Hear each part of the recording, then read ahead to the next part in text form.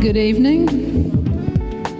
This is bright and happy tonight. I'd like to call this meeting to order. And I see we have a quorum. And can we get an approval on the agenda?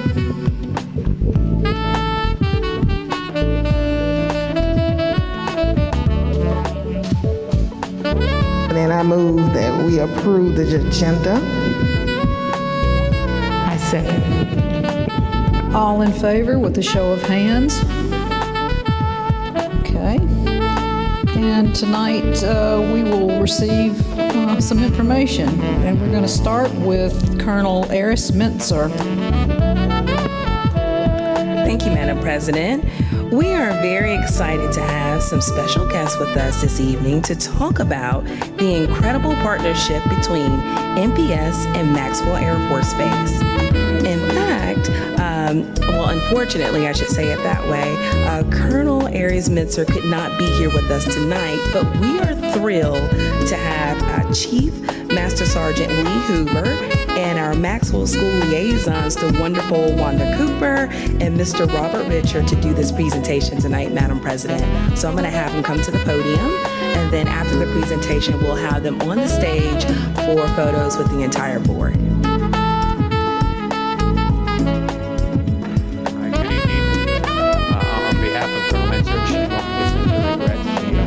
She could be here. She's having a family situation that she certainly had to attend to. But my name is Lee Hoover. I am the command chief at Maxwell Air Force Base. And what that means is my job is to really take care of our military, our airmen, and their families. And as you can appreciate, one of the primary concerns of family members is the schools, the education that their children get. And in order to constantly improve education and to support the children, we are often working different initiatives and different efforts. And certainly we do that in partnership with our local schools. And our partnership has continued to grow and grow better. And because of that, this year we were actually awarded by the Military Child Education Coalition, which is an international coalition that's focused entirely on the education of military children. They awarded Montgomery Public Schools for their partnership with Maxwell Air Force Base, and specifically for Outstanding Community Partnership Award, which is an award that goes to a very few, less than a handful of public school districts. And so we just want to say thank you on behalf of Maxwell Air Force Base for your continued partnership. We know that we can't do what we need to do for our families without you. So we'd like to come up there and get a picture with you and present you this award if we could. Thank you. And I'd like to invite the whole board to come and greet.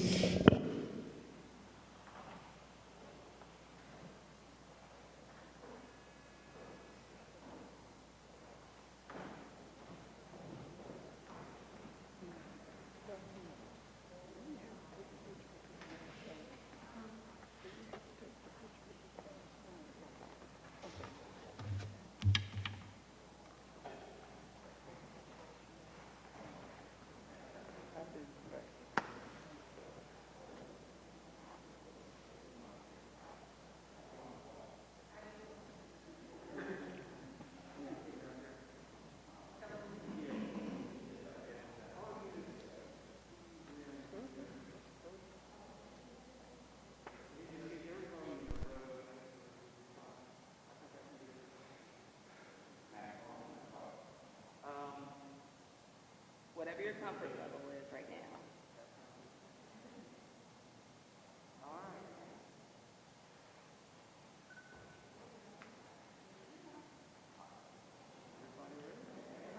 right. Everybody.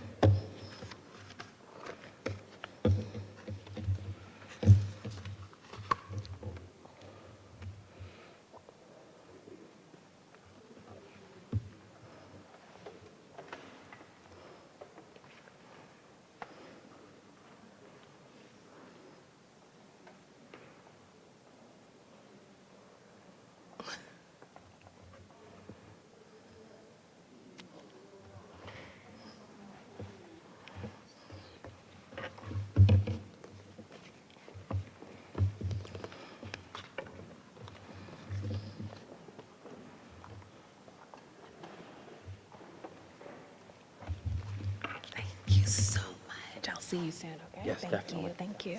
Yes. Thank you so much. We'll see you soon. Our work together with the folks at Maxwell it can't be overstated how important Maxwell and Gunner are to Montgomery. We appreciate you so much. Thank you, Madam President.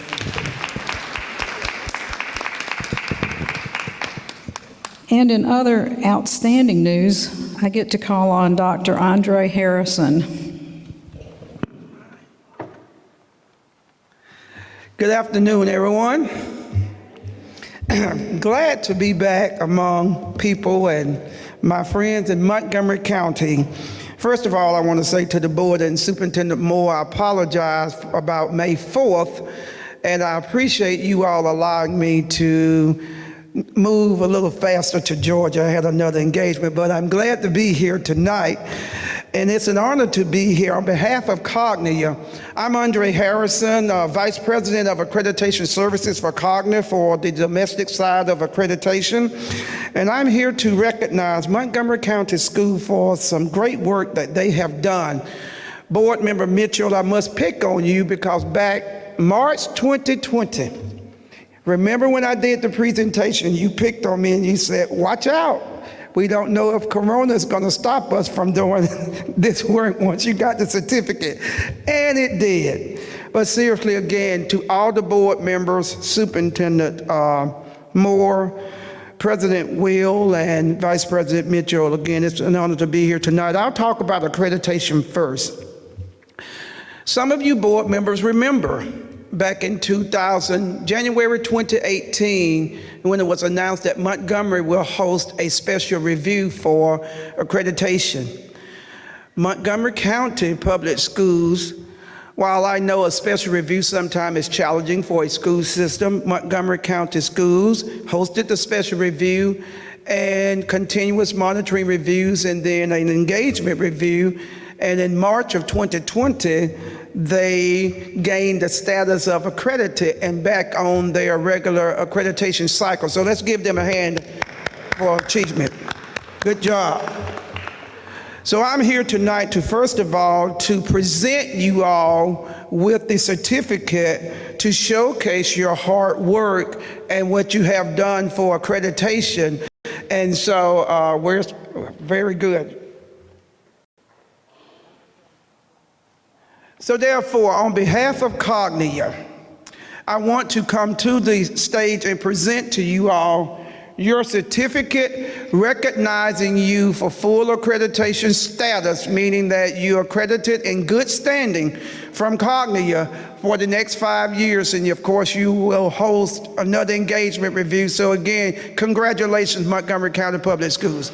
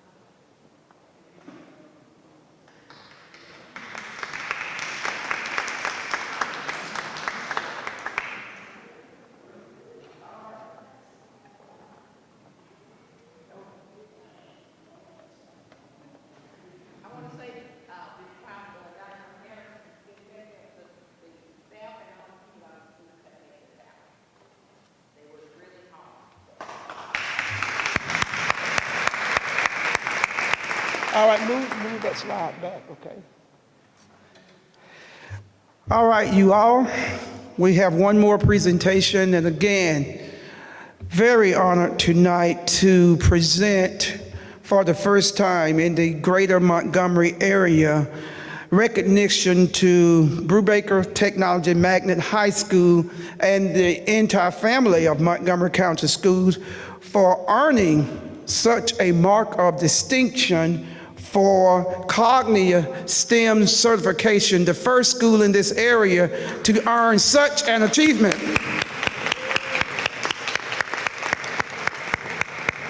Let me go ahead and emphasize a little more how important this is.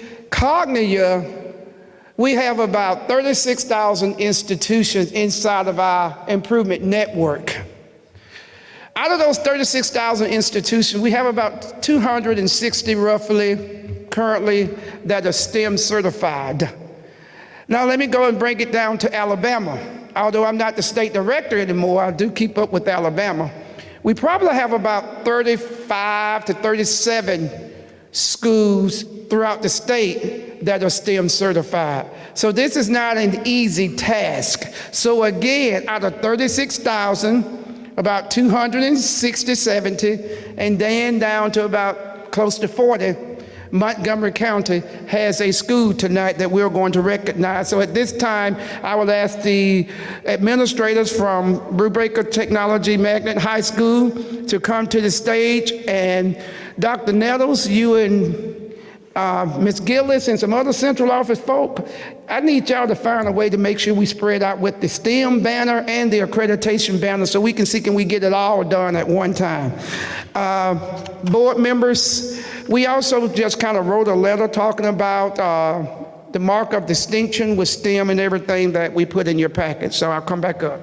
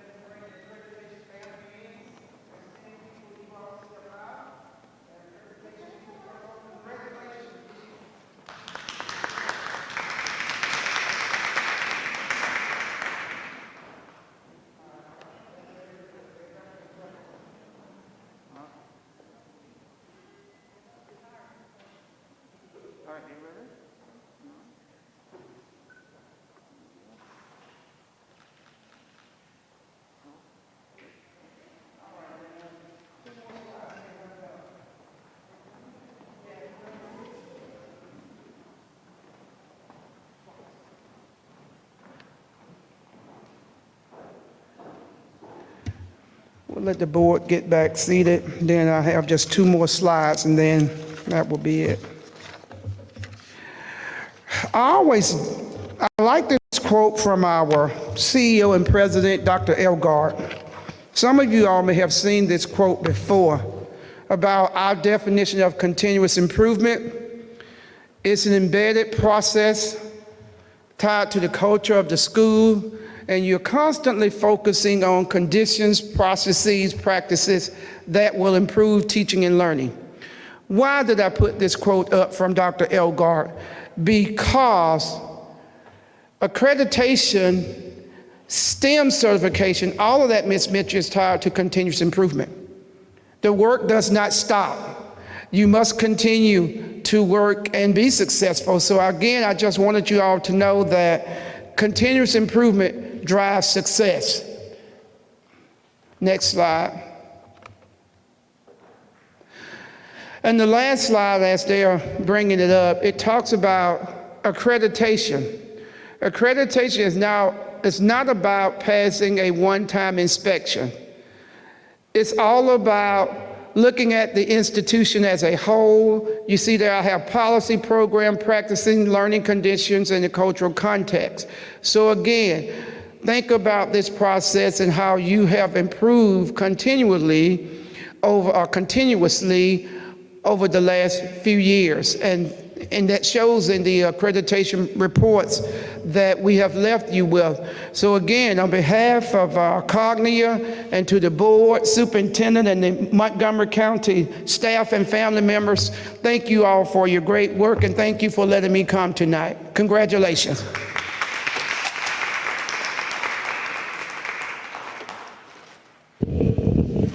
We appreciate you and your encouragement, and we're just getting started. That's right. Very good. Let's see. Mr. Mitchell, Power School contract.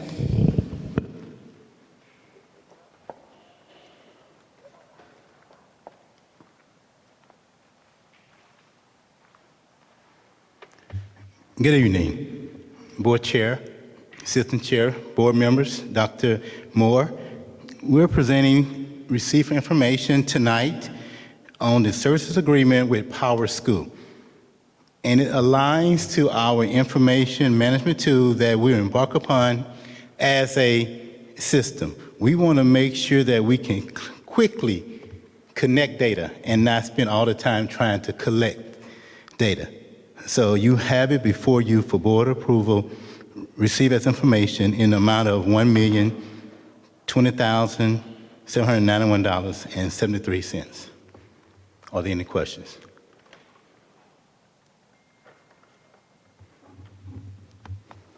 Thank you. Thank you, Mr. Mitchell. Mr. Watts.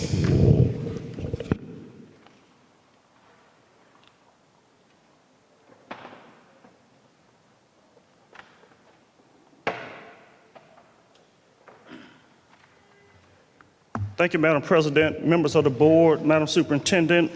You should have before you the financial statement for the month of April of 2021. Of course, April represents the 7th month of this current fiscal year.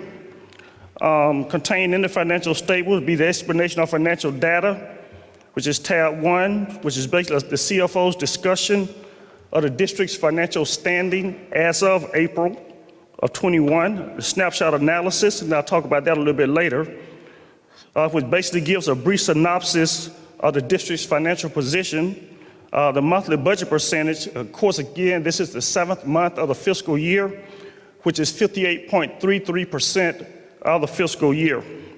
The monthly and annual comparative statement of revenues and expenditures basically lists all of our month-to-date and year-to-date revenues and expenditures, as well as a comparison of our prior year. The statement of cash flow are basically all of our cash receipts and cash payments as of April of 2021. The pie chart is basically a pie chart of those cash receipts and cash paid. The F exhibits, its combined financial statements, include the combined balance sheet, which pretty much states the district's financial position as of April, in the combined statement of revenues, expenditures, and changes in fund balance, which in private industry, again, is considered an income statement. And then, of course, there's the definition of accounting terms for the board's review. Madam President, we'll turn to tab 2 in the financial statement. Just want to point out just a few things there.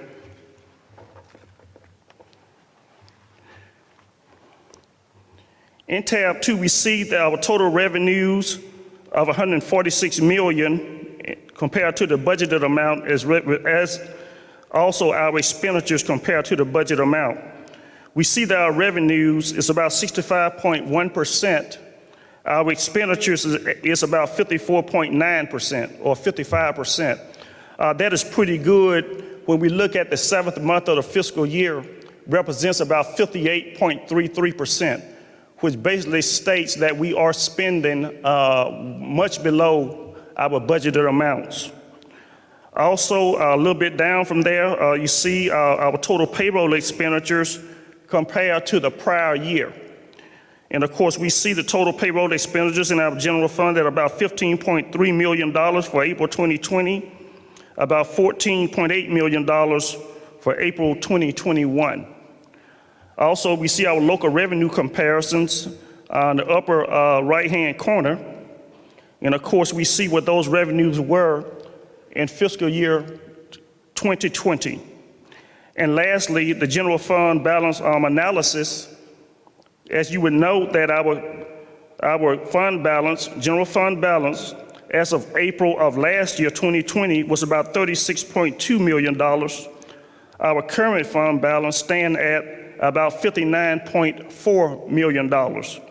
Again, the state requires us to have a 1-month fund balance of about $18.4 million. And of course, right now we have about $59.4 million. We are projecting that at the end of this fiscal year, we'll have at least 2 times what the state requires as a fund balance of over $36 million. Madam President.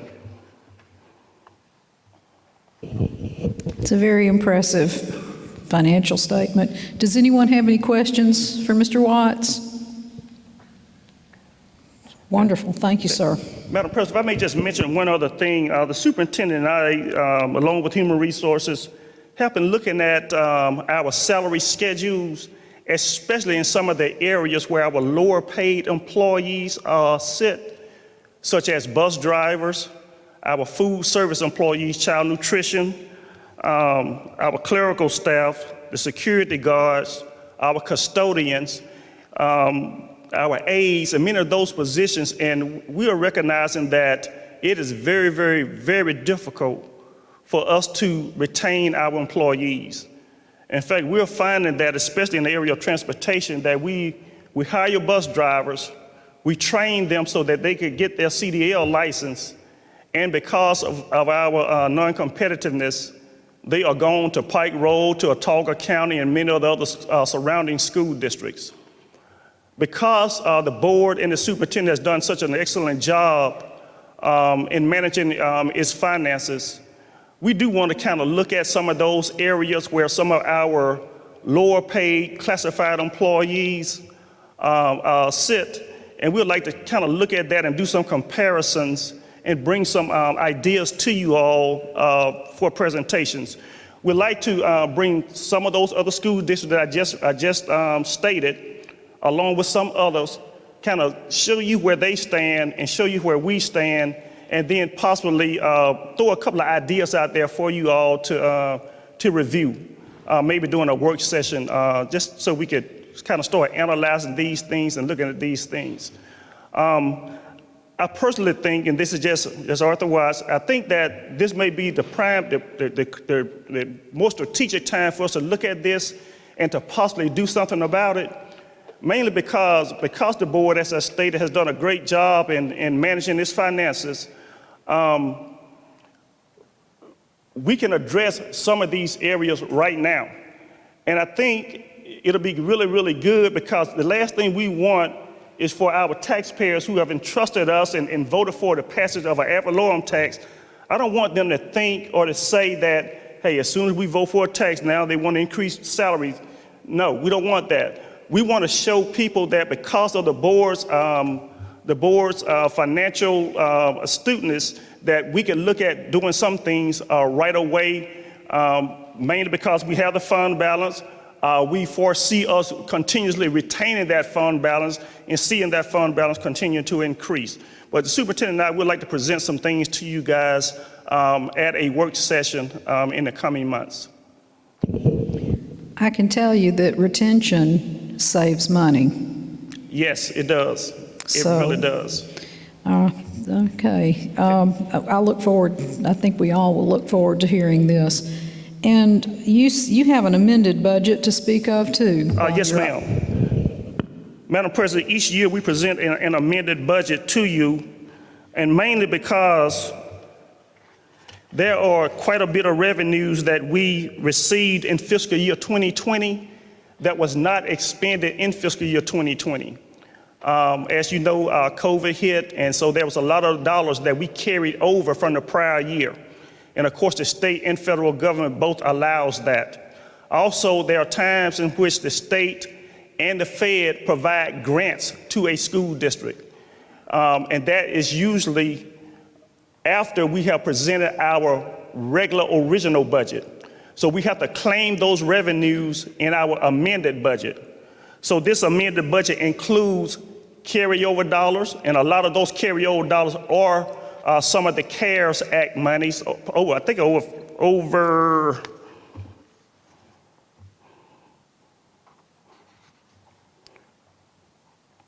$19 million of it is from the CARES Act money. It also includes some of the new CARES Act money that we're using now to run this summer lunch program, over $41 million. Also, we're carrying over quite a bit of federal dollars from Title I, Title II, over $2 or $3 million from those various areas. So these are dollars that we are reclaiming because we don't want to lose those dollars, so we're reclaiming them in our fiscal year 2021 amended budget. And of course, if we do not expend all of it in our fiscal year 2021 amended budget, then we'll carry some of it over for fiscal year 2022. Madam President. Any questions for Mr. Watts? Oh goodness, I wasn't expecting it to be this loud, but not so much of a question, but a comment.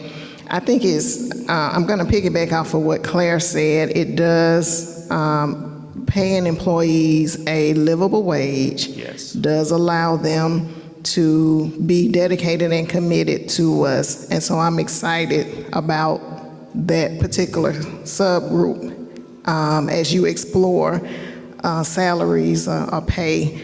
My other comment, is a question.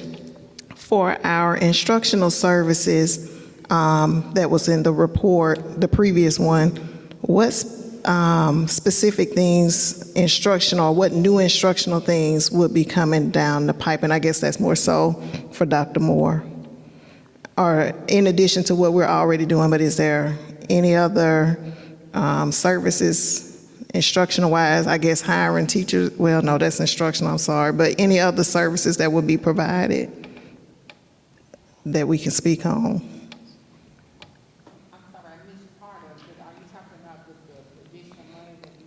Right, the ESSA, yes.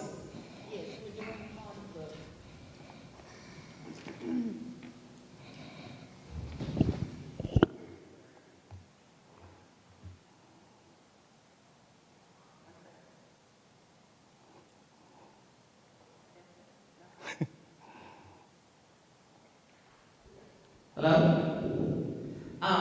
So we're providing some extra training for our teachers, as well as the summer programs that we're doing, where we actually have purchased, I think if you remember in the last meeting or so, we approved some items and contractors for special kinds of training that we had and materials, as well as the SEL kind of thing that we'll be doing with social emotional learning, etc. So we tried to add some extra things into it. We also are having to fund some of the training for the coding, as well as purchase some Apple computers and things like that. So we're doing things that we normally would not be able to afford as we try to recover from coronavirus impact with our people. And I mean, that's just a survey of some of the things we're doing. That's not all that we're doing. That's a survey of some of the major things. And Ms. Smith, I just want to just make one other statement, because I want to be clear that as it relates to looking at the wages, we're looking at first many of our lower paid employees first. We want to look at that first, the custodians, the CNP, the bus drivers, and many of those employees. So we're not looking at management right now. We'll look at management or directors, anything like that. We're looking at our lower paid employees first. Thank you, Madam President. Thank you, Mr. Watts. Mr. Anderson, a facilities update?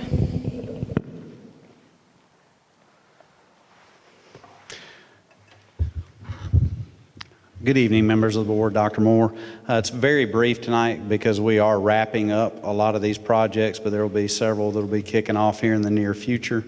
Budgets are being approved as far as what the Educational Trust Fund provided for some capital improvement, and then we have some more, or have the PSCA projects that are kicking off and getting started, so that'll be coming in here in the near future. But looking at the projects here, you have the Capitol Heights roof that is 100% complete. There is a little cleanup around the yard that is being done with that, and we'll be looking to try to provide some more roofs in the near future for your approval on that. And then, of course, I know we have new board members that are not aware, and we've done this in the past board meetings. Our roofs are analyzed by an architect that has been with our system for over 30 years, so he knows our roofs very intimately and is on them, basically on a daily basis. So he knows our warranties in and out. He knows the conditions of our roofs. So we're basing our recommendations off of his guidance, and then of course your approval.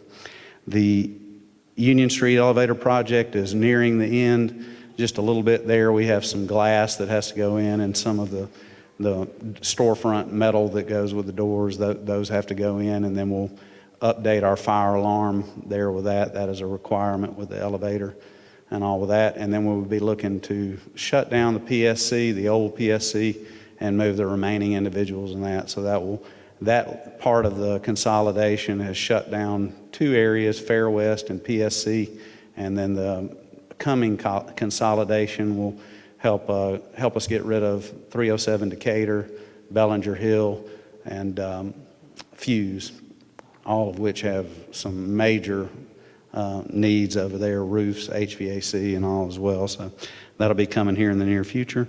The Brubaker Complex HVAC, they are running. I was there this morning.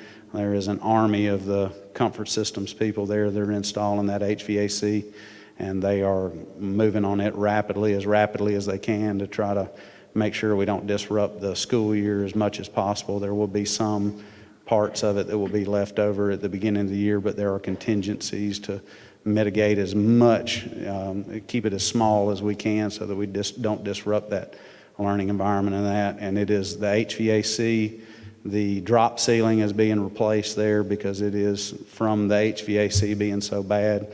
It has been really rough, and we've waited on this to get that done. And then also the LED lighting is being installed in that location, so we should see some better efficiencies out of that building with a roof and lighting and HVAC. The BTW construction is underway. They were supposed to pour this morning, but of course Mother Nature decided that we're going to wait a day, so they'll have the first pour tomorrow, and that should take care of the front part of the Magnets Art building. And then June 17th is their next pour date, and that should take care of the remainder of the Magnet Arts building, the Black Box Theater, and hopefully the cafeteria.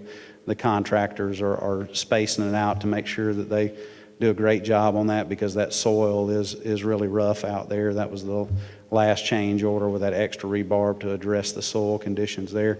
We will have some more change orders coming your way, but there's some good change orders. We'll be saving money on the contract, so there will be some trade-offs with that. We'll be saving some money from the original contract, so that'll be coming in the near future. The security vestibules are moving along. They are installing the storefront metal right now, and the glass will be coming here shortly.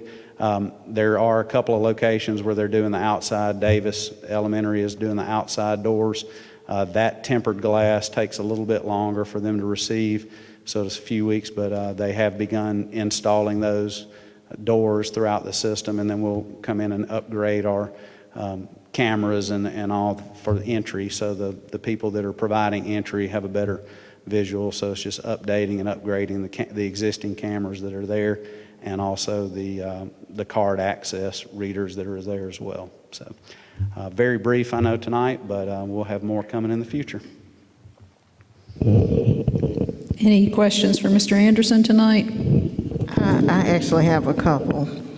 I wanted to know about the union, the old BTW, which is what you all be using as the central office.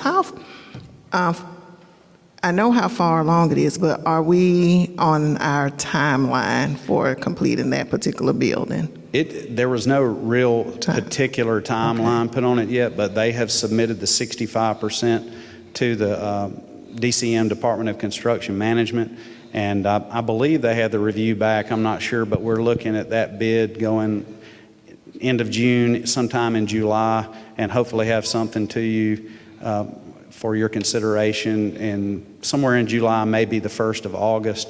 The architects anticipated that that's a 9 to 12 month renovation because there is some moving of walls on that 3-story building, and then roof system, HVAC takes a little while too with materials and all, but that is their goal. So if things are playing out like I hope they do from an operational standpoint, we get the building for BTW in June is what the contractors are saying. That would give us the month of July to kind of get them set up and ready to go. And then hopefully we would be working on moving into the new location in August to September there, and that would really work out well for our people and kind of and be a win-win as far as putting people into the place with the timing that fits our people and making sure we service the schools first and then take care of our needs second. Okay, and I heard you say that there would be some bidding that you also be mindful of that we want minority participation in all bids. Yes, ma'am. They're placing that into the language. Yes, ma'am. Okay, and my next question was, and you may have told me this, so just kind of refresh my memory. Who's overseeing the BTW construction? Is there a project manager over that? I just can't remember if there was or wasn't, or if it's just the architect. The architect has a project manager that goes out and looks at it, but the system that the state has is really efficient. So we have Amison as our GC, our general contractor with that. They have a superintendent on site. And then you have the architects. They have a project manager that goes out and he visits the site weekly, reports on that. And then you also have DCM, the Department of Construction Management with the state, that sends an inspector out there as well. Mr. Penley is our person with DCM. He goes out and inspects it as well. So you really have a myriad of people from different interests that are watching that building as far as making sure engineering and architecture wise it's meeting the specs that are out there. We'll have OAC meetings, owner architect contractor meetings, and we've had a structural meeting already. We went out there and walked the footings with a structural engineer, and he visited those. A week or two ago, we had a roof meeting on that, and then tomorrow morning they're doing the brick and veneer. So as soon as that first pour happens tomorrow, they're going to be starting on the masonry of putting the block up and the brick up as quick as they can. They want to be dried in over there with a roof and closed in sometime September, October is their plan. That way they're working on the inside and when it gets colder. And I don't know if this is fitting or not, so you can kind of correct me if I'm wrong, but I would like if they could come before us and just give us a report on the project since they are overseeing it, so that we can kind of be updated and keep abreast of what's going on as well, just as a board. Okay. Okay. I think I would like, once we get some substantial, like the pads laid and they start some construction, I think that's going to be a really good time. And that should be, we should be able to do something maybe July or August at the latest with something for you guys to be able to see some visuals and all with that out there and get you a report on it. And when you all do the bidding, hopefully, and I mean, any board member can speak up. It's just some things just running across my mind right now.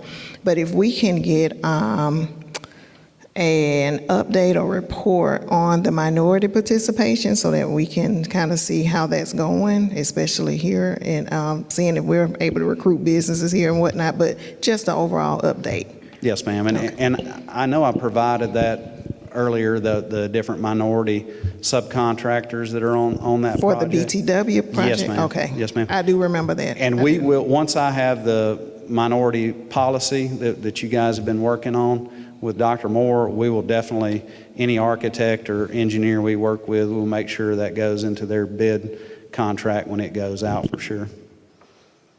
Yes, ma'am. Any other questions for Mr. Anderson? Thank you. Yes, ma'am. Thank you.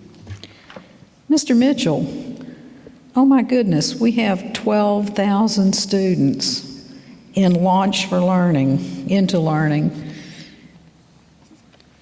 Happy to hear this update. Exciting news, indeed. We're going to begin by saying good evening. I can say that again, right? I can say good evening again. So, good evening. We're in 30 sites, plus the Children's Center. So it's good to be in 30 sites with children in warm bodies ready to learn. So the focus is on ensuring that every child enters into 2021, 2022 prepared with all the critical standards. So whether they're in acceleration, promotion, intervention, or enrichment, we want to focus our attention on supporting the learning of critical standards. For instance, in one grade, it may be 15 critical standards. We know that we might not be able to get all of those critical standards in this summer, so we are trying to pair some of them together to ensure that they are getting the most critical standards this summer. So whether a child needs to be promoted, they're working on critical standards. Whether a child needs to be intervened, they're getting double dose in math, English, or whatever. They're getting the support with critical standards. So if they're already where they are deemed necessary to be, and no matter what we did this year, we have to mitigate learning loss. A child that's excelling still probably only learned 75% of the standards. So we want to make sure this summer they're getting the other 25% exposure. And we want to make certain, Dr. Keefe, that we do not forget about dual enrollment. So we have 19 students at LAMP with dual enrollment.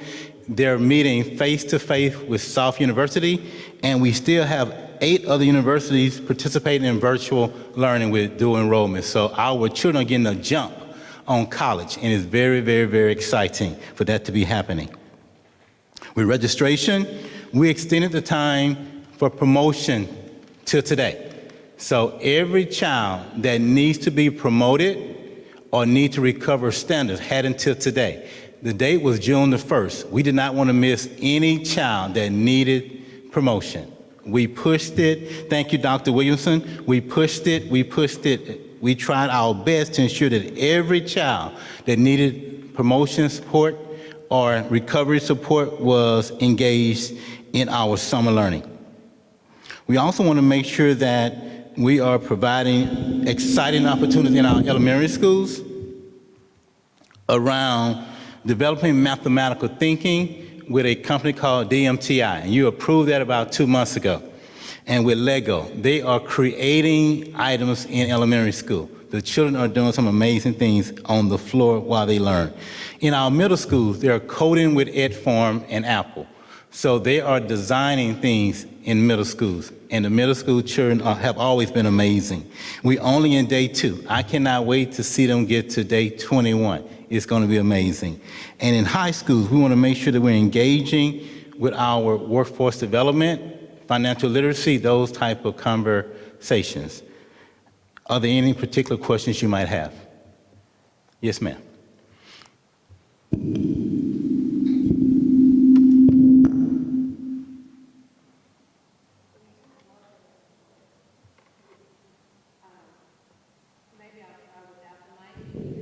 I can, yes. Okay, thank you. From what you just explained, I think we are concentrating or focusing on retention, intervention, and enrichment as our the sources that we want to work from. Yes, ma'am. Are we looking at, or are we doing, since we're already in, pre-assessments and post-assessments so that we can have data at the end to see how successful we are in this launch? Great question. We're assessing 3 times. We're going to assess this week into the beginning of next week, We're going to assess at the midway point, and we're going to assess in the end. And we want to make sure that our students are participating in the learning that they need based on formative assessment. So we're assessing 3 times: to begin the program, at the midway point, and at the end of the program. We can, yes, most definitely. And here's what's important. If it's approved tonight with the Power School, who knew it? I love that, who knew it. We can look quickly and share it at any point in time, instantaneously, how students are performing. So I would love to come back and share that information, the data report, with everyone.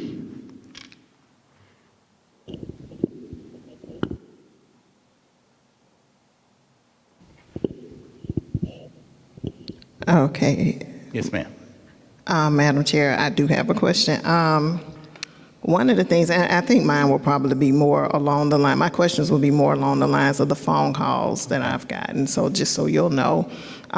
One of the things for the enrichment piece is the students apparently, and I think for those watching, it may give some clarification.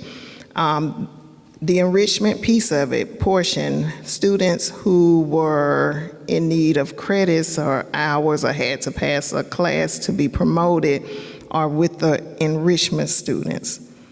So is that the case? Enrichment is for everyone. It's between the hours of 1 to 3 in our elementary and middle schools. So whether you're needing promotion or acceleration, you can participate in the enrichment activities, which is between the hours of 1 to 3. So the accelerated piece is not for the children to begin learning the next year, like if they're in 5th grade going to 6th grade. Yes, ma'am. They would continue to do the 5th grade work, as acceleration, but not the 6th grade work. Am I understand? Because No. that was the confusion. Okay, the acceleration is any child, just like you said. If they're in the 5th grade, they're working forward into the next year in 6th grade. But even though they're in acceleration, they still have an enrichment period between 1 to 3. Yeah, okay. But anyone that's in a current grade, they're working in acceleration with standards that addresses the next grade that they'll be headed to on next year. Okay, because my kids are enrolled, and so that when it came to me, I didn't even think about it. I just kind of signed them up. But anyway, I talked to them to see how it was going. They love it, by the way. But they were questioning too, like, why am I sitting in a class with children who have are having to earn a grade to pass, and I'm not focusing on the next year's grades, content or standards. And so that's right now not happening. Okay. They are in a class with students, like, for example, 6th and 8th grade. Even when I signed up, I thought that they would go to, that the 8th grader would be introduced to the 9th grade standards, and the 6th grader would be introduced to the 7th grade standards as part of the acceleration, but that's not the case. So is that going to change? Well, I need to go by and visit that, because here's what we were proposing to happen. Any child that was in acceleration, a math teacher, for instance, that's there, they may have one class of enrichment. So they're teaching the children who needs current grade standards. They may have 2 classes of acceleration. In all of those classes that they're teaching, they should be preparing the students in the grade that they're going to next year. And they may have 1 class of promotion. Those students should not all be in the same classes. In devising and developing the schedules, it should have considered the students and where they were. Now, it could be an overlap based on the number of students that exist. You may have some students, even though they were not promoted, very intelligent. So they're understanding the standards. So we're going to look back at that. I'll go by car in the morning to see exactly what's happening out there. Okay, and my next question is the high school acceleration piece. To my understanding, again, these are parents, and since I know they watch, I want to make sure I get their questions out there. When they signed their students up, it had, if you need to take English, science, math, history. Well, we know math is, algebra, geometry, algebra 2 trig, what have you. So you can't just select math. You have to there's a specific math. Has that been addressed? And this came to me maybe like 3-4 days ago about that. And what happened when they got to the actual school, at that point in time, they registered for their class. So it may have been math on there to identify that you was going to be in a math class. So get in there. Now they moved into Algebra 2 or they moved into pre-cal what they needed. We just wanted to make sure they had a math class, an English class, a science class, and a history class. But, and I hear your point, but if I'm a student who needs Algebra 2 trig and I'm a student that needs geometry, if I choose math, I'm going to go into the probably not outside of my lane, but when you all are hiring teachers, you need a certain teacher to teach a certain content.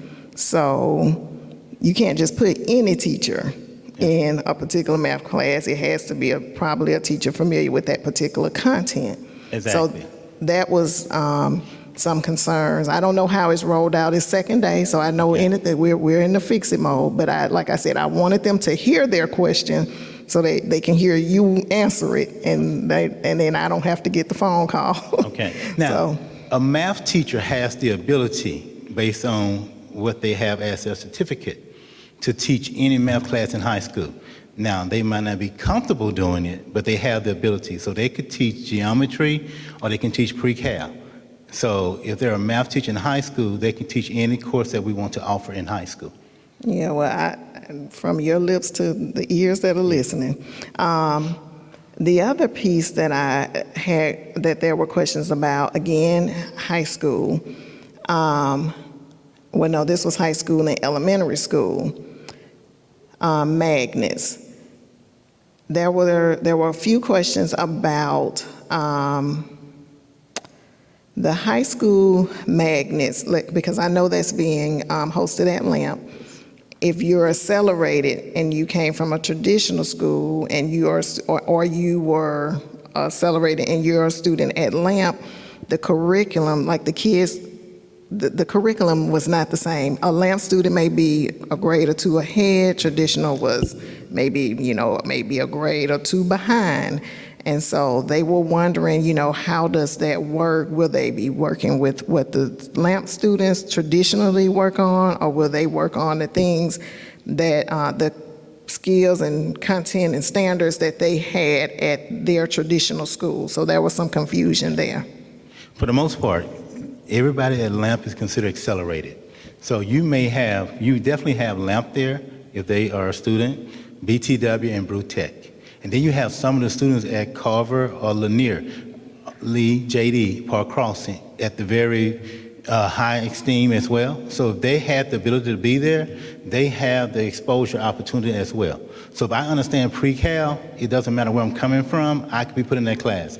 The class of 20 students may be, and I'm just doing it for instance, it may be 20 students where you may have 10 from LAMP, 3 from Brew Tech, 3 from BTW, 1 from Carver, 1 from Lanier, 1 from Park Crossing. So that could be the way the 20 students are comprised in that class. If they understand the pre-calculus concept, they all could be in there together.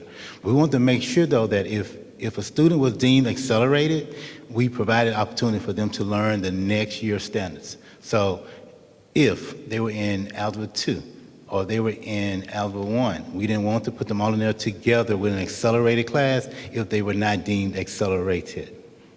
And then that was the same thing for the elementary schools. I know it's being hosted, at Forest Avenue. And was that one only for the magnet school elementary students? Exactly. At Forest Avenue, they host students from Macmillan and from Bear.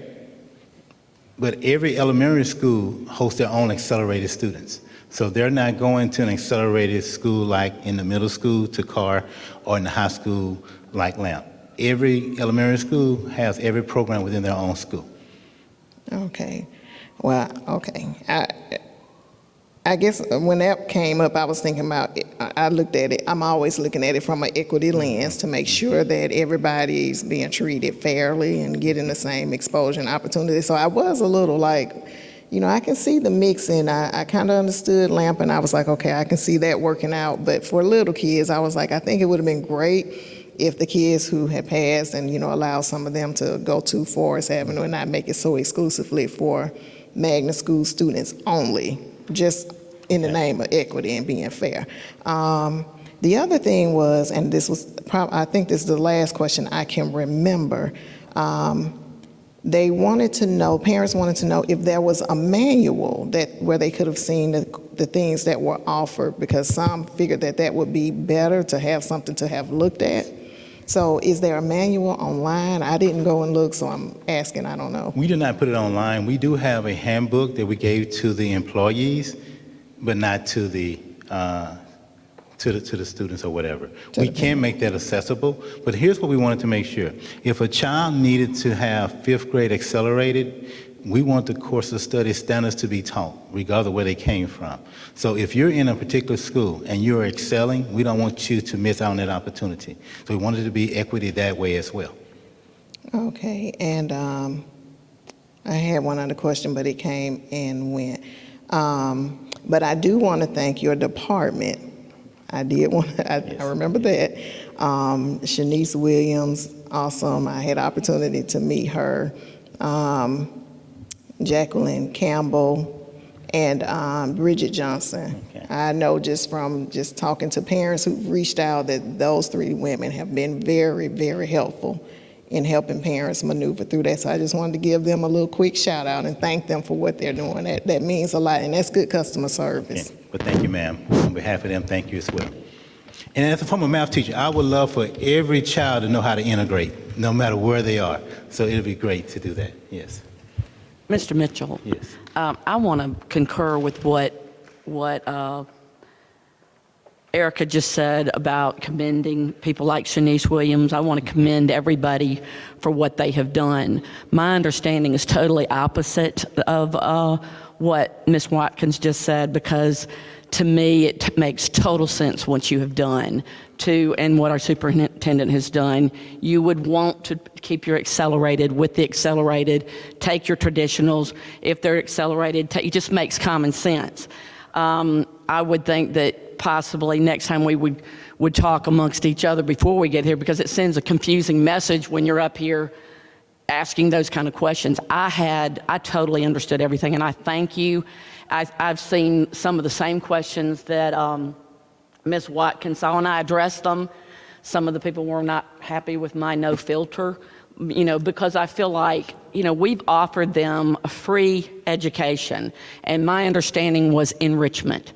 I don't know if we have transportation or not. That was not told to me. I'd like to know if we do, great. If we don't, hey, we're doing what we can. But we had parents complaining that it wasn't at their home school. My comeback to that is, my gosh, we have 53 schools. We can't open every school. We have to look from our perspective, from a money perspective, not a personal issue, whether our kids we put them in there and we put them in there for the wrong reason. I don't know. But I totally understood. I understand there's going to be some bumps on the road, especially when it's the first time. So I want to say kudos to everything you've done. Well, thank you as well. Thank you, ma'am. And if I could just respond to that real quick. It's a work session, and I just wanted to make sure that the questions were asked, because the parents asked me to ask on their behalf, and that was it. And I use my personal children just as an example to just help, and it just helps me to remember. So that, I'm sorry, but anyway, I just wanted to make sure that their questions were addressed. I saw the FAQ, but apparently didn't answer it thoroughly enough. So this, I'm sure, helps some parents out there somewhere. And again, we welcome the phone calls. We know there's questions out there. And again, day 1 was not as good as day 2, and day 3 is going to be better than today was. So we're looking forward to improvement every day. And that's why I commended your staff, because they were really very helpful in some of the questions. But as they still come in, sometimes it's just better to kind of reiterate and restate it so that they can hear it, because sometimes they're not reading it. But your staff, kudos, did an awesome job. Thank you, ma'am.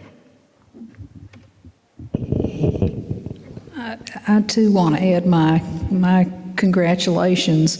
This is a tremendous undertaking for this number of children.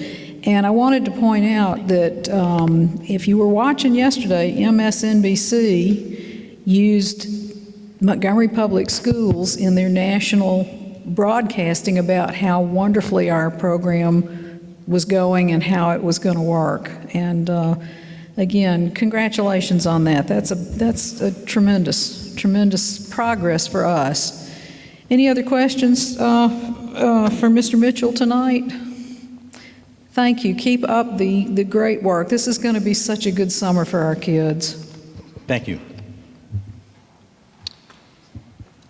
The next thing on the agenda is the CFSO. Mr. Watt's contract is come due, and it was time to renew it. And after studying several contracts from other similar-sized school systems, this is, you have before you what has been presented, and I'd like to know if you have any questions about it.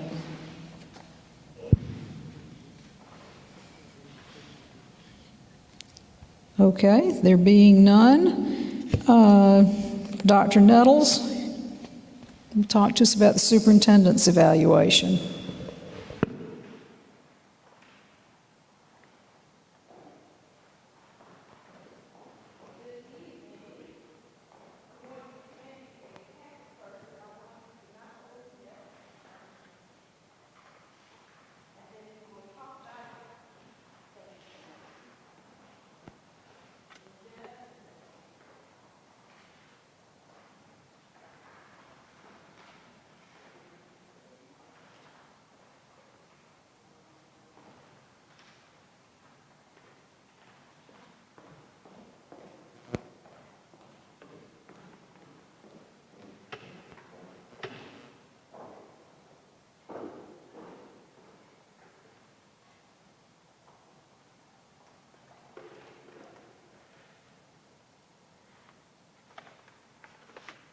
Can we pull my PowerPoint up?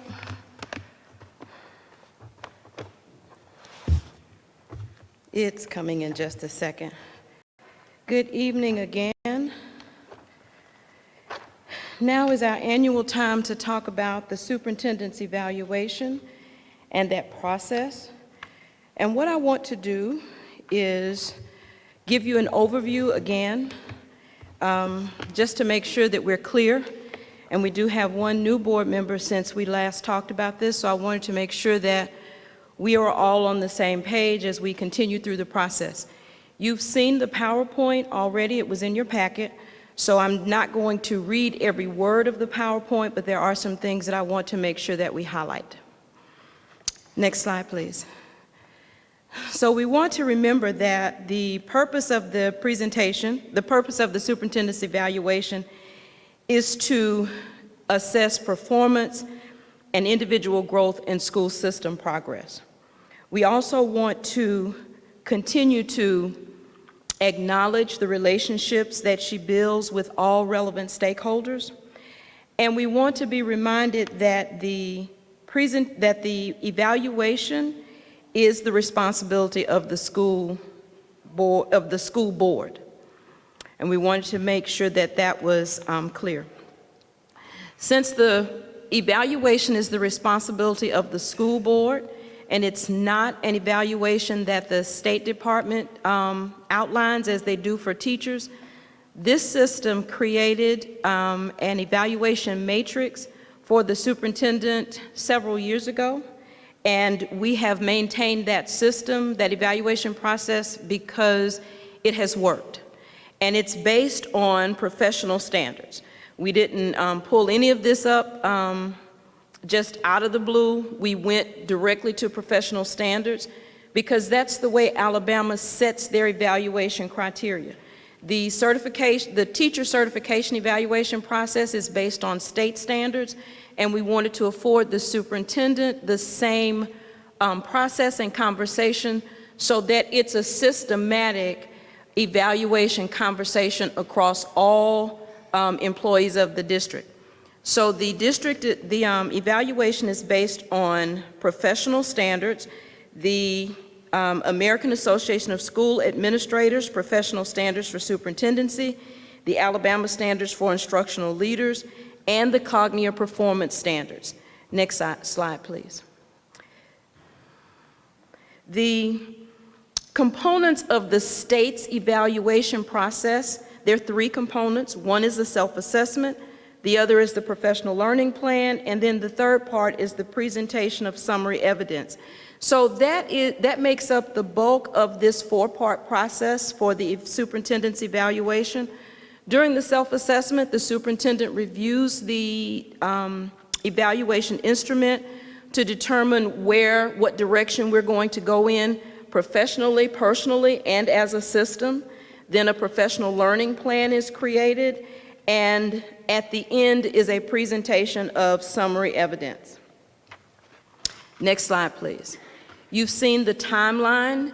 The timeline was presented in October, and it was also, as you see in the presentation. So in October, you were presented with the superintendent's professional learning plan, the goals and objectives for the year.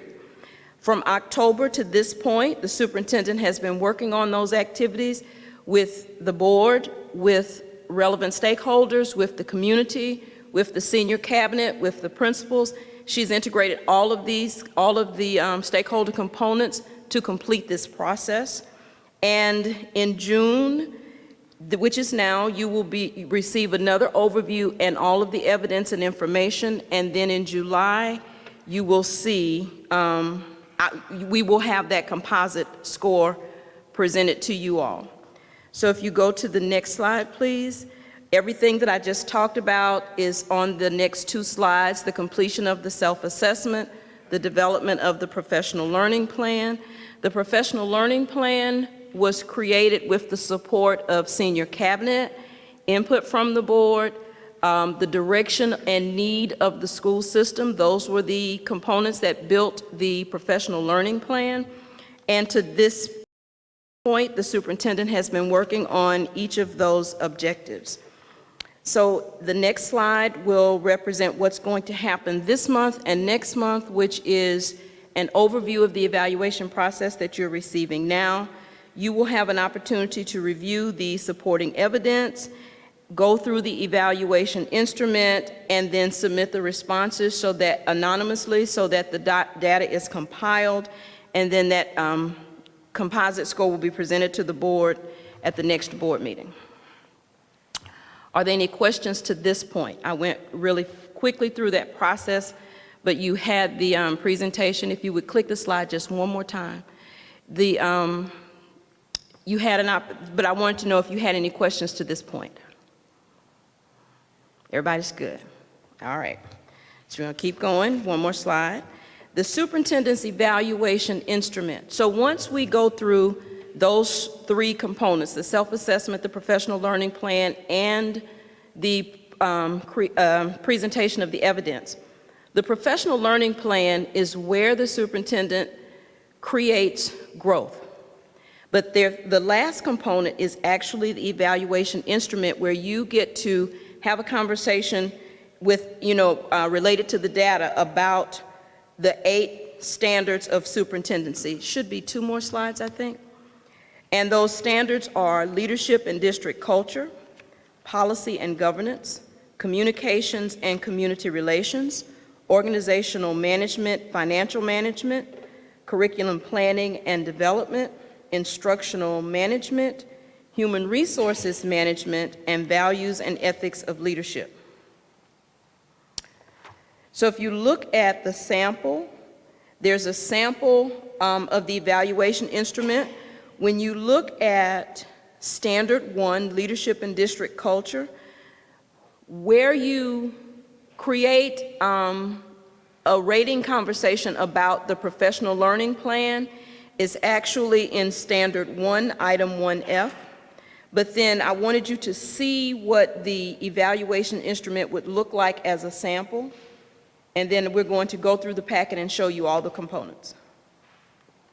Everybody's good so far? Yes? The scoring of the rubric is a 5-point scoring rubric. 5 being exemplary, far exceeding expectations.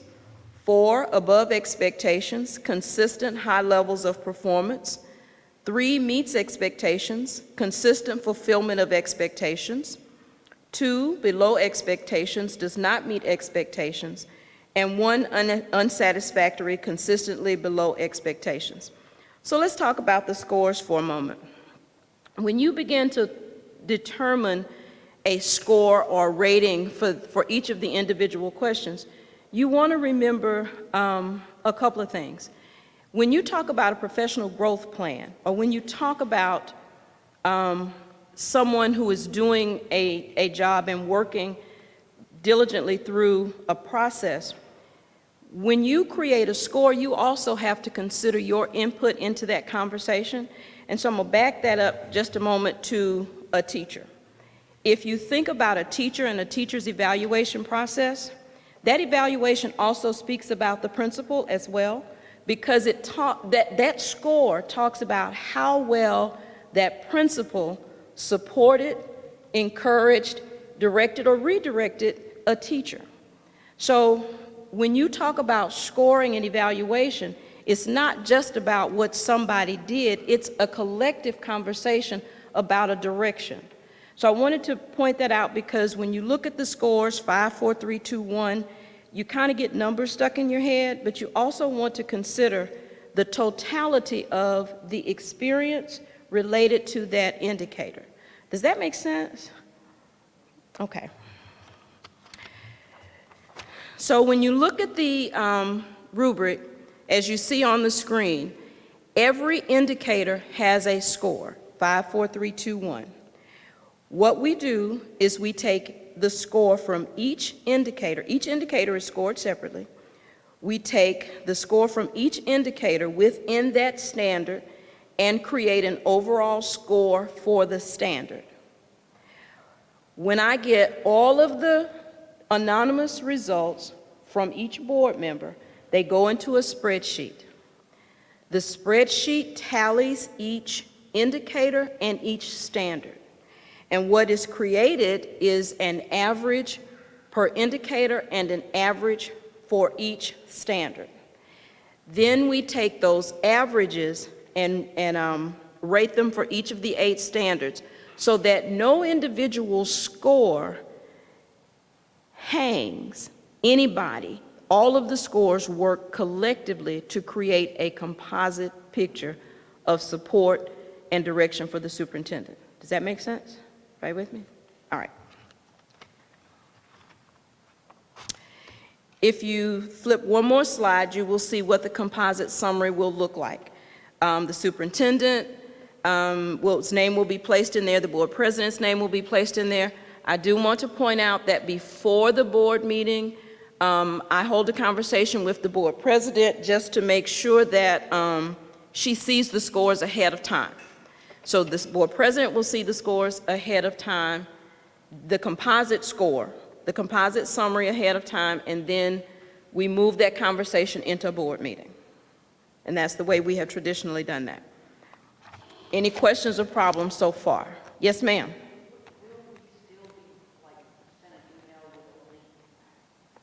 No, ma'am. The online version was in a different platform that we no longer use for board transaction. So everybody's evaluation is anonymous in an envelope with your name on it. So, yes, ma'am. So I'm going to go through what's in your packet in just a second. Are there any other questions before we unwrap our present? All right. So as I just said to Dr. Key, your anonymous envelope is in here. So if there is a concern about who has what alphabet, I don't know because I didn't stuff them. I won't know, and you won't put your name on the instrument itself.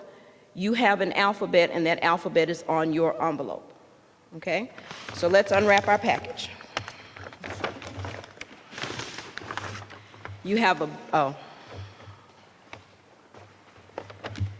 binder. Uh-oh.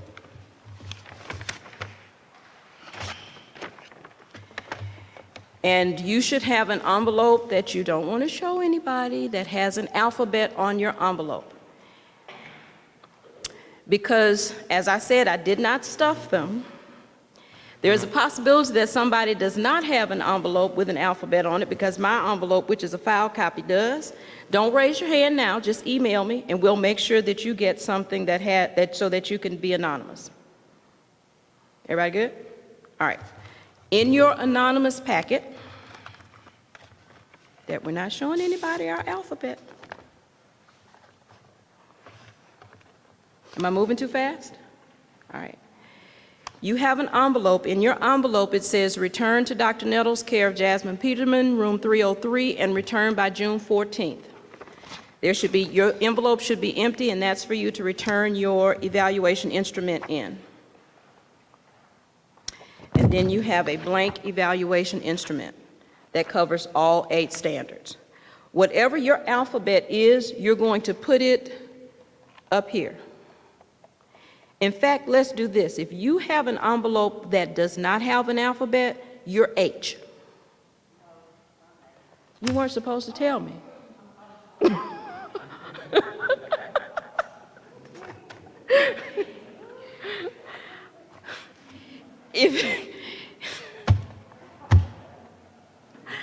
I'll swap with you because I haven't announced what my alphabet is. But if you don't have an alphabet, just kind of discreetly let Ms. Peterman know, and we'll fix it. Because I think I know what she did now that I know where H is. Questions about your process at this point? You have a blank evaluation instrument. Because your name won't be on it, on the spreadsheet, I will put your alphabet in and then put the tallies in. The spreadsheet does the work. If you write comments on the bottom, the comments help feed the composite information. The comments are translated into the spreadsheet. That's the only way for me not to have to go back and go through the spreadsheet, go through the evaluation instrument. All of the information is anonymous. I do not put an alphabet by the comments. I simply log the comments into the spreadsheet, and when I finish with the spreadsheet, I take the spreadsheet, create the composite information, and that's what I use to discuss with the board president what the results are and where we're going to go from there. Questions, problems, or concerns?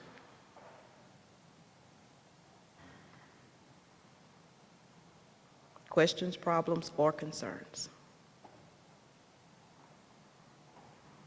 If there are none, then we will proceed to the next thing. Yes? Great. Thank you.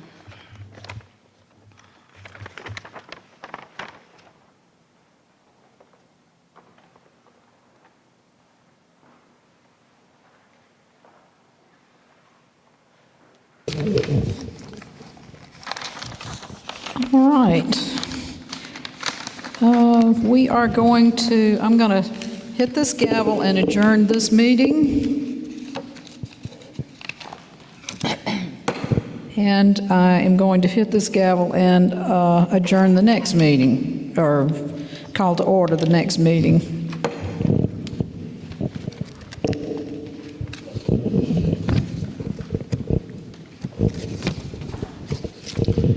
And we have a quorum. Can we get an approval of this agenda, please? Madam President, I move that we approve the agenda. I second. All in favor with a show of hands? Okay. All right. As you know, I like to start our meetings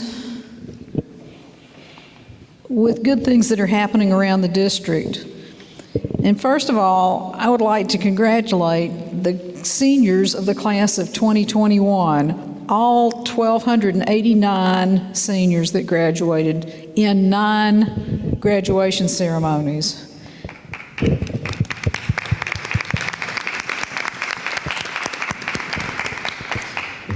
Next, I want to mention 2 students who recently completed the Men's Gymnastics National Championships in Daytona Beach, Florida.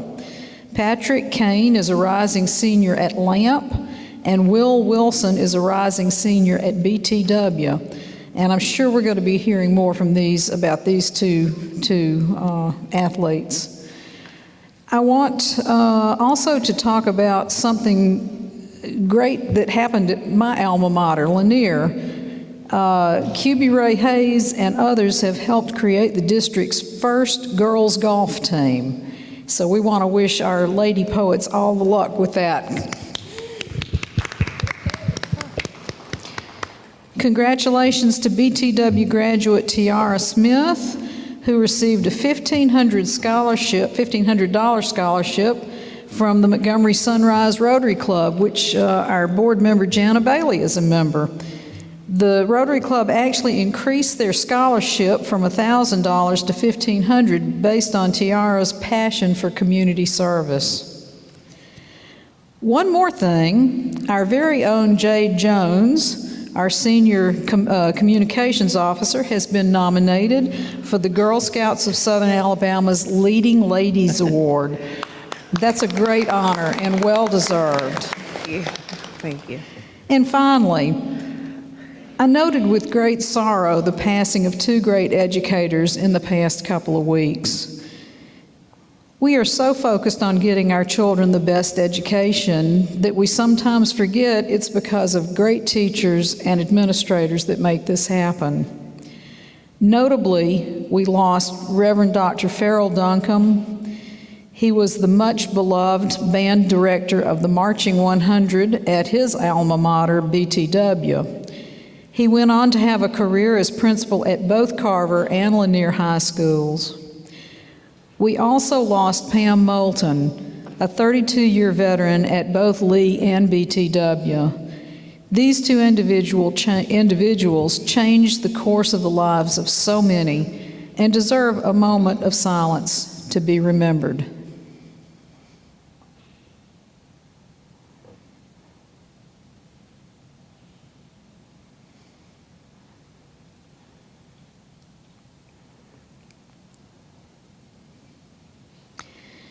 Thank you to all who devote their time to education and the next generation. They're molding our future. And I would now like to turn the podium over to, who do I turn the podium over to? Jade Jones. Already in place. Madam President, board members, Dr. Moore, thank you all so much, and thank you, Madam President. I'm really excited about that honor with the Girl Scouts, so thank you. This evening, we want to recognize a number of people. As you all know, this year has been quite a year, but we're grateful to the staff of MPS. I'd like to take a moment to acknowledge all of those who were instrumental in making our high school graduations a huge success. First, we'd like to thank again the city, Mayor Stephen Reed, for allowing us to use Crampton Bowl for our ceremonies, and also Dr. Carl Stockton over at AUM for allowing us to use their stage. So we had a beautiful stage out at Crampton Bowl, and I think the children enjoyed it. I know the families did as well. So graduation was a huge success, and we're just grateful. In that same thought process, I would like to thank each administrator and activities directors at our high schools for working together as a team. We all came together. In addition to that, I would like to thank Dr. Boswell, Ms. Tony Patterson, who is over IT, also Lee McKenzie over in maintenance. Chad will correct me if I'm wrong. Let's see, our custodians, everyone who really lent a hand in that process. It was a lot, but we got it done. And you don't see him now, but he's over in that corner there, Mr. Derek Montgomery, for all of his expertise for our visual and sound. Again, it was our first rodeo, I do believe, in having outdoor graduations, but we really put our all into it. We learned a lot. And so again, just a huge kudos to the team, and thank you all for supporting us during that. We usually take a moment to bring up employees from different areas within the system, but we thought it would be a great idea to take a moment and give every employee that we recognize this year a huge round of applause for everything that they did during this challenging year. This was a year that definitely did not look like any other year. As a parent, I can tell you that I am not very good at third grade math, but the teachers at the schools were wonderful. The secretaries, the bookkeepers, the CMP workers, everyone came together. So this year was a little different, but together we moved forward. So I would like to give everyone a round of applause for everything that they did.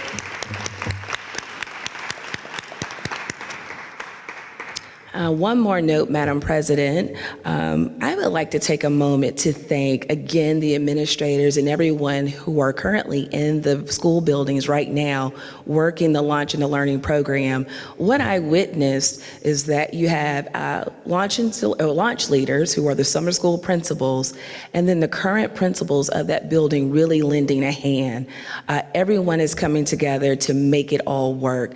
And I thank the public for their patience. I know you all have seen the social media notes, and I do welcome those just to make sure our parents receive the most valuable information that they can to make those decisions. But we are working together as a team, and I am very grateful for our folks who are in the buildings making it work. So I think they deserve a round of applause as well. And finally, I'd like to take a moment to acknowledge those colleagues that we have lost this academic year, either to COVID or through any other cause. Our hearts go out to all of those who have lost someone this year. And Madam President, I will turn it over to you, but we do thank you for everything that you all are doing as a board, so thank you. Thank you. Yes, ma'am.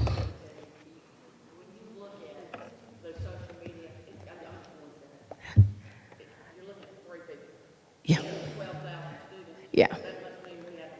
I think we're doing pretty good. I think we're doing pretty good. Like Madam President said, we had MSNBC outdoors over at the Blount campus and Carr campus. So that means that we're really moving forward together. So I'm really proud of what we've done as a team. Thank you, ma'am. Dr. Moore.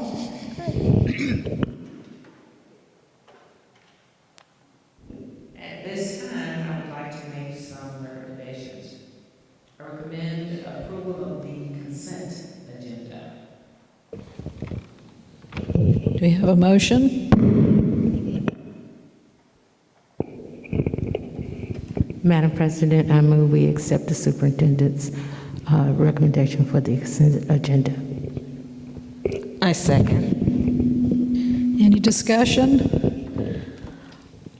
All in favor with a show of hands? What are we voting? Okay, I was looking at that. I was looking at it from my phone and can't see it because of my glasses. But is the vote for the Volkert thing on that consent agenda? Okay, it's not. Okay, then yes. Fine. Okay, that was unanimous. Okay. So now we'll get into the next group. I recommend approval of the personnel report, certified personnel. Motion?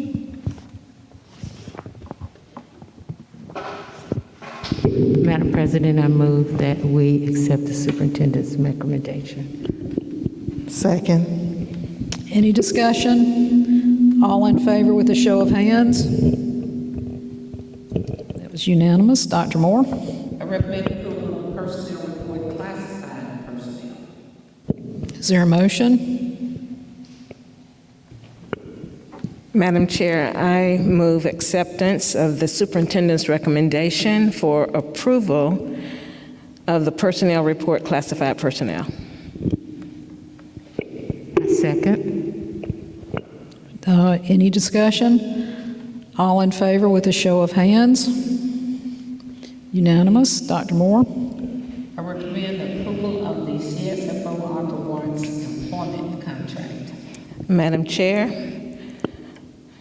I move that we accept the superintendent's recommendation for the approval of Mr. Arthur Watts' CSFO employment contract. Okay, is there any discussion? All in favor with a show of hands? And that's unanimous. Dr. Moore?